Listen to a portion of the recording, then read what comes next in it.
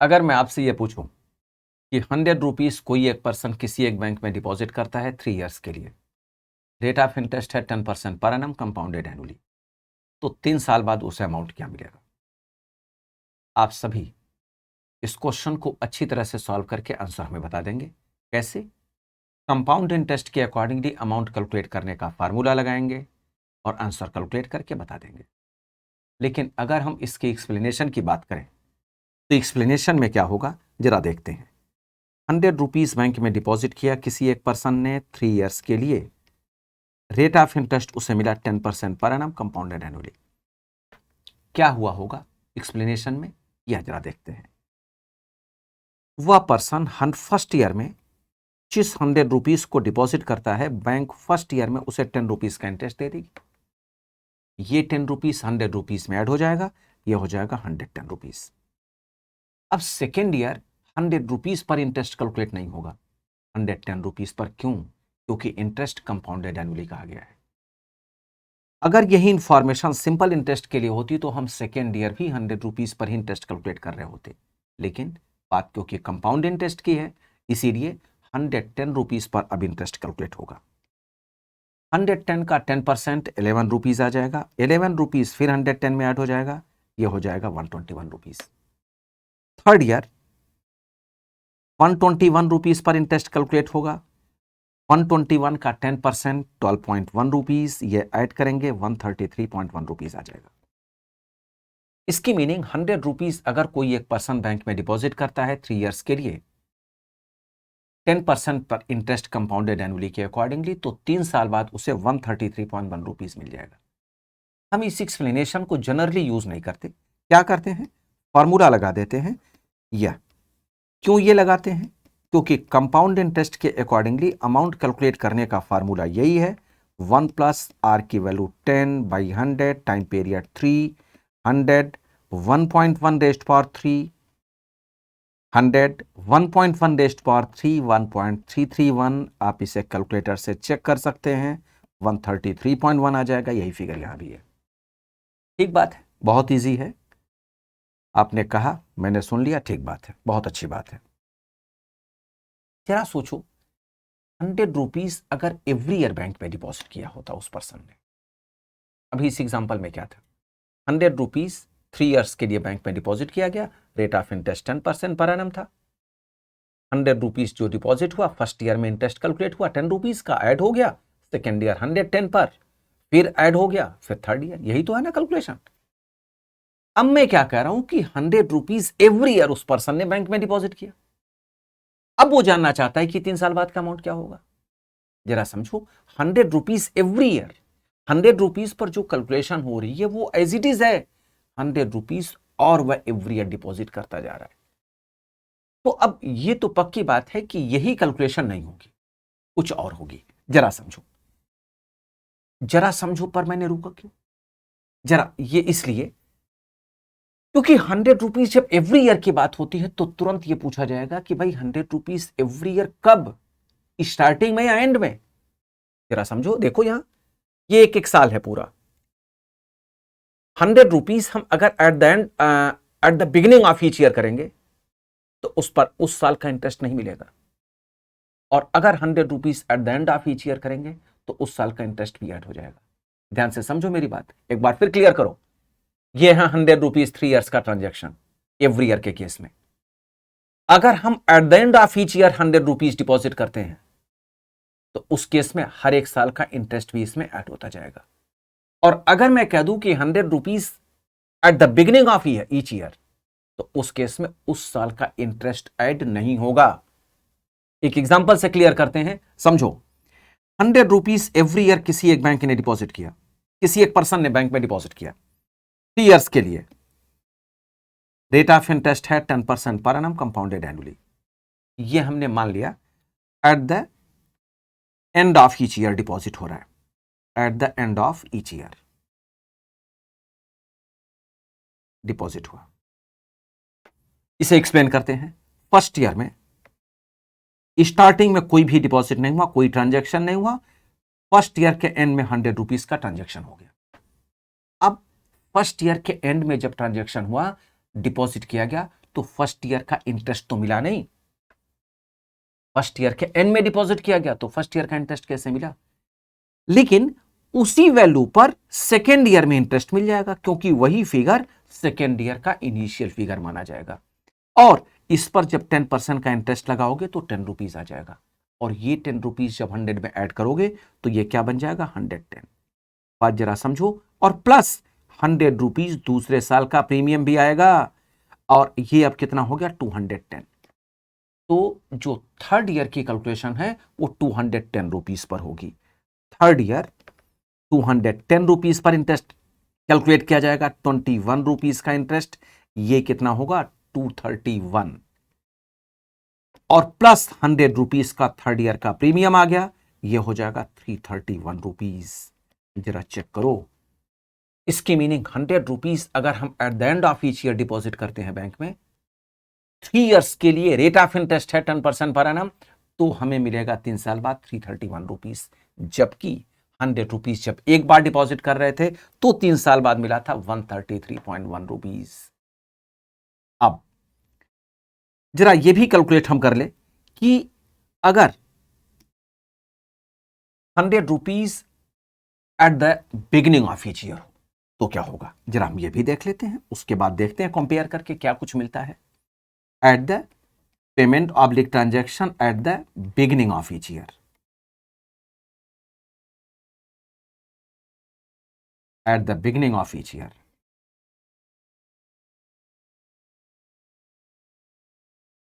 100 rupees आपने deposit किया, 3 years के लिए रेट ऑफ इंटरेस्ट है 10% पर एनम। फर्स्ट ईयर के स्टार्टिंग में ही 100 रुपीज डिपॉजिट हो गया। अब फर्स्ट ईयर के स्टार्टिंग में ही डिपॉजिट हो गया तो फर्स्ट ईयर का इंटरेस्ट मिल जाएगा ना 10 रुपीज का। ये 10 रुपीज 100 रुपीज में ऐड हो गया, ये कितना हो गया, 110। अब सेकेंड ईयर 110 तो आया ही, क्योंकि जो फर्स्ट ईयर का लास्ट होगा वही तो सेकेंड ईयर का स्टार्टिंग माना जाएगा। और प्लस सेकेंड ईयर के स्टार्टिंग में 100 रुपीज का एक प्रीमियम भी आ गया। तो अब सेकेंड ईयर के स्टार्टिंग में टोटल ये फिगर कितना हो गया जिस पर इंटरेस्ट काउंट कर होगा, 210। और 210 पर जो 10% का इंटरेस्ट होगा वो 21 रुपीज का हो जाएगा। ये 21 जब ऐड हुआ तो 231 रुपीज ही हो गया सेकेंड ईयर के एंड में। और जो सेकेंड ईयर के एंड का फिगर है वही तो थर्ड ईयर के स्टार्टिंग का भी फिगर होगा, ये 231 रुपीज, और प्लस 100 रुपीज थर्ड ईयर का प्रीमियम भी आ गया। तो जो थर्ड ईयर के स्टार्टिंग का फिगर हुआ वो 331 हुआ, और इस पर जब 10% का इंटरेस्ट मिला तो 33.1 रुपीज मिला। इसे जब आप ऐड करोगे तो ये कितना हो जाएगा, 364.1 रुपीज। ये देखो, 3 अलग अलग तरीके से हमने अमाउंट कैलकुलेट करके आपको बताया। लेकिन फर्स्ट ईयर में अगर हम देखें, फर्स्ट ईयर में तीनों में इंटरेस्ट एक ही है। अगर हम एक बार डिपॉजिट करते हैं तो भी 10 रुपीज, अगर हम eight the end of each year deposit करते हैं तो उसमें 10 रुपीज का इंटरेस्ट नहीं मिला, लेकिन बिगनिंग में मिला है। अब जरा ध्यान से समझो, मैं आपको बताना क्या चाह रहा हूं। जो फर्स्ट ट्रांजैक्शन हुआ है उसमें हम इस अमाउंट को कैलकुलेट करने के लिए फॉर्मूला ये यूज कर लेते हैं जो हम पहले से जानते हैं। लेकिन जो सेकेंड ट्रांजैक्शन है 331 रुपीज जिससे आया है, और जो थर्ड ट्रांजैक्शन है जिससे 364.1 आया है, उसे कैलकुलेट करने के लिए हमारे पास कोई फार्मूला नहीं है। इसे कैलकुलेट करने के लिए डायरेक्ट एक फार्मूला यूज किया जाता है जिससे यह फिगर बनता है। लेकिन उससे पहले जब कहीं भी कभी भी किसी भी प्रिंसिपल का ट्रांजैक्शन, किसी भी इनिशियल फिगर का ट्रांजैक्शन एवरी ईयर के बेस पर किया जाता है, उस टॉपिक को कहते हैं एनुटी। उस टॉपिक को क्या कहा जाता है, एनुटी। एनुटी, अब थोड़ा सा देख लेते हैं एनुटी को, उसके बाद हम इस क्वेश्चन के सॉल्यूशन को देखेंगे। एनुटी क्या होता है, क्योंकि बेसिकली हमें बताना था एनुटी को ही। In an annuity payment oblique transaction, payment या transaction must be annual and equal. In an annuity payment oblique transaction must be annual and equal. अगर कहीं भी पेमेंट या ट्रांजैक्शन एनुअल हो और इक्वल हो तो उस केस में वह ट्रांजैक्शन एनुटी माना जाता है। अगर इन दोनों में से कोई एक नहीं है तो वह ट्रांजैक्शन एनुटी के अकॉर्डिंगली नहीं माना जाता। एक एग्जांपल से क्लियर करें। मान लो 3 डिपार्टमेंट्स हैं ABC, और इन तीनों डिपार्टमेंट्स को फर्स्ट 5 ईयर्स में पेमेंट इस तरह से दिया गया। फर्स्ट 5 ईयर्स में पेमेंट इस तरह से दिया गया। ए डिपार्टमेंट को पेमेंट दिया गया 5,000, 5,000, 5,000, 5,000। बी डिपार्टमेंट को पेमेंट दिया गया 5,000, 6,000,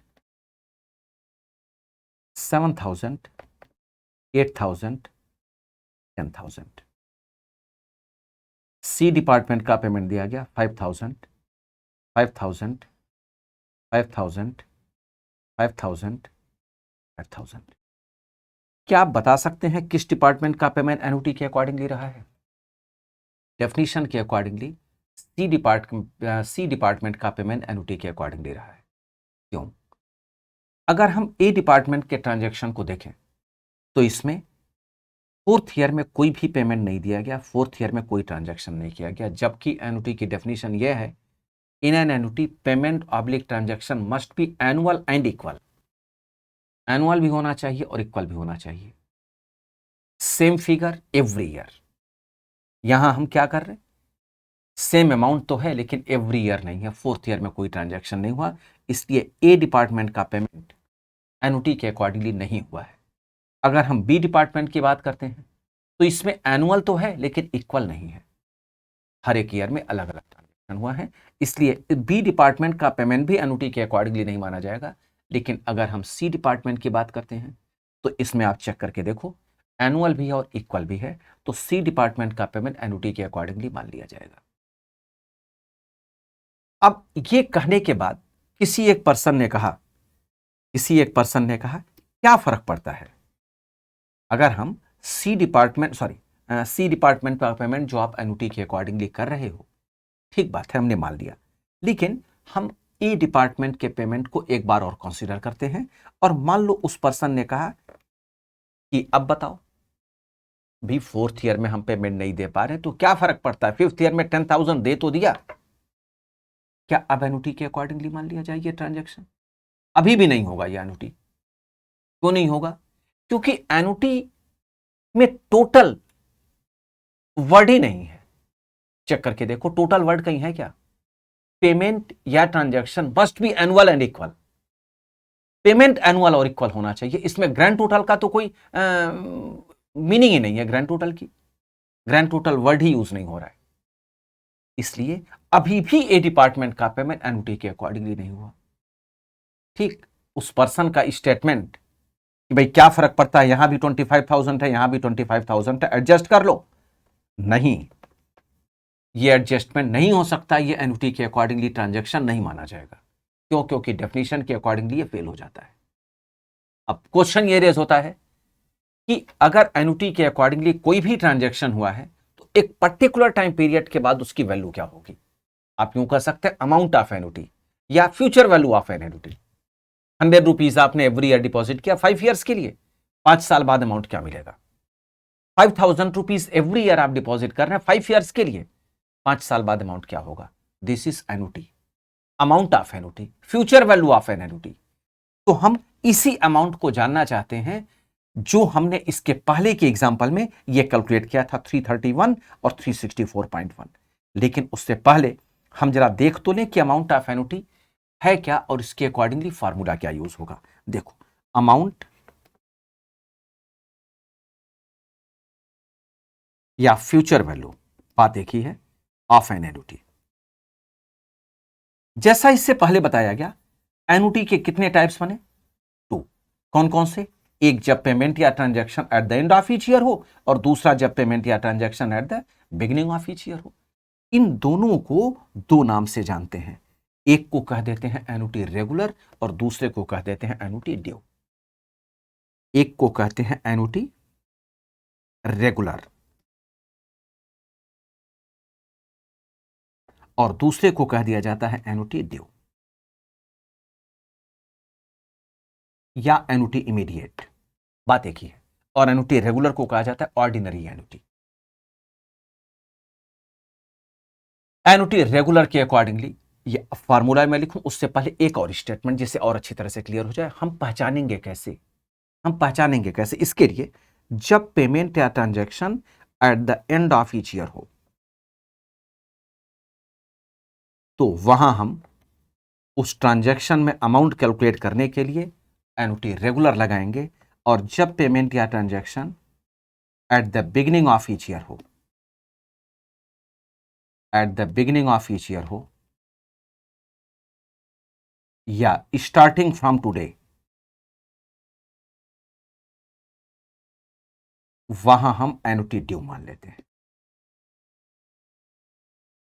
फॉर्मूला सर्च करते हैं, क्या है फॉर्मूला? बनता है A equals to P 1 plus I rest power n-1 divided by I, और ड्यू के लिए A equals to P 1 plus I rest power n-1 divided by I, bracket के बाहर मल्टीप्लिकेशन फॉर्म में 1 प्लस आई। यह अमाउंट कैलकुलेट करने का formula है। कब? जब पेमेंट या ट्रांजैक्शन एन्युटी के अकॉर्डिंगली हो। हम कैसे पहचानेंगे कि एन्युटी के अकॉर्डिंगली है? बहुत सिंपल सा स्टेटमेंट। अगर किसी क्वेश्चन में every year, each year, per annum का ट्रांजैक्शन होता है तो आप ये श्योर हो जाओ कि एन्युटी का ही लगना है फॉर्मूला। ठीक, इसमें कौन क्या है एक बार जरा हम देख लेते हैं इसे। इसमें ए बताता है अमाउंट या future value of an annuity, B per annum, each year, every year, deposit, income, saving, आप जो भी कह सकते हैं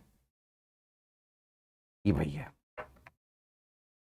आई आर बाई 100। एक एग्जांपल से कनेक्ट करते हैं। मान लो किसी क्वेश्चन में दिया गया if R equals to 5% per annum compounded annually, तो आई इक्वस टू क्या होगा 5/100, और ये लिख लिया जाएगा 0.05। आई बेसिकली R/100 जो हम फार्मूला लिखते थे उसी को शॉर्ट कर दिया गया। R/100 की एग्जैक्ट वैल्यू आई हो जाती है। अगर किसी क्वेश्चन में, ध्यान से समझना, अगर किसी क्वेश्चन में इफ आर इक्वस टू लिख दिया जाए 6% per annum compounded half yearly या सेमी एनुअली,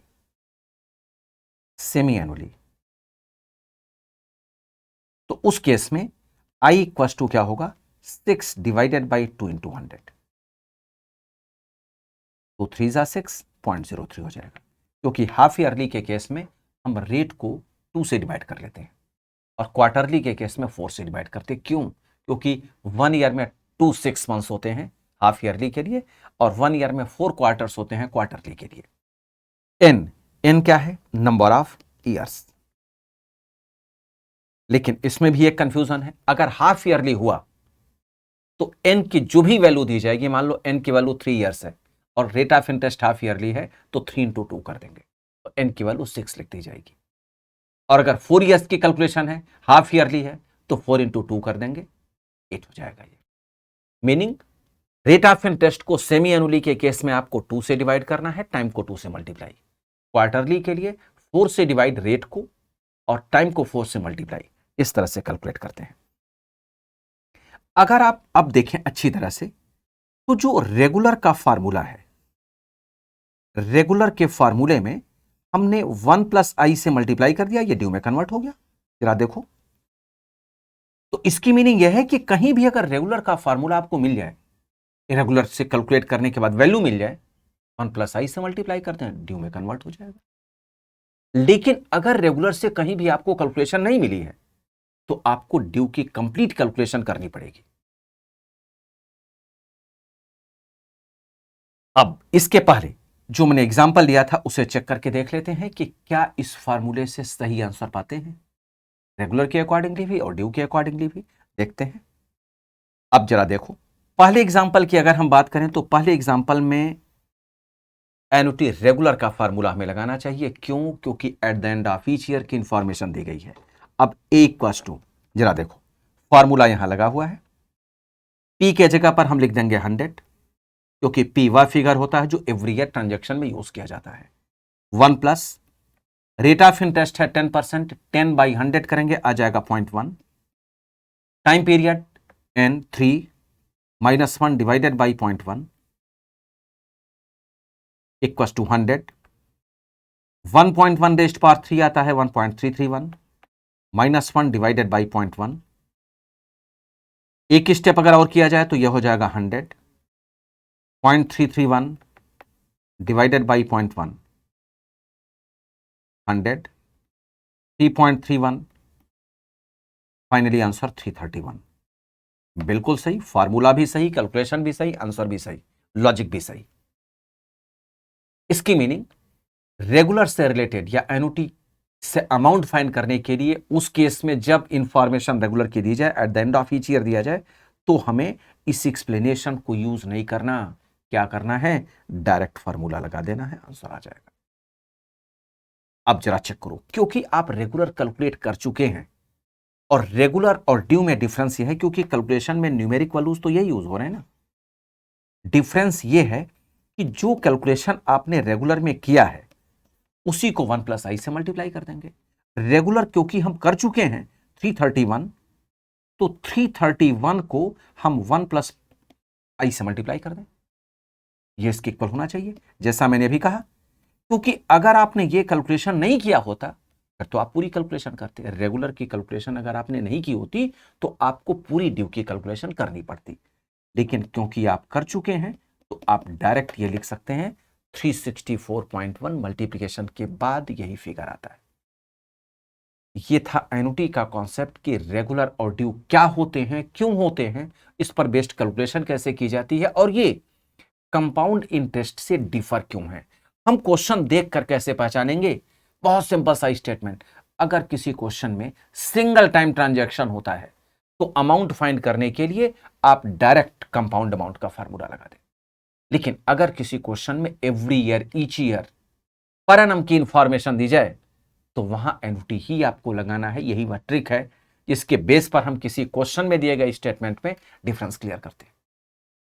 और अगर एवरी ईयर की transaction eight the end of each year की हो तो रेगुलर लगा देंगे, at the beginning of each year की हो तो ड्यू लगा देंगे। एक कंफ्यूजन और होती है, वह भी क्लियर करें। अगर किसी क्वेश्चन में कहा जाए ₹100 इन्वेस्टेड एवरी ईयर, कुछ नहीं कहा गया, ना ही रेगुलर, ना ही ड्यू, ना ही at the end of each year, ना ही एट द बिगिनिंग, अब क्या करें?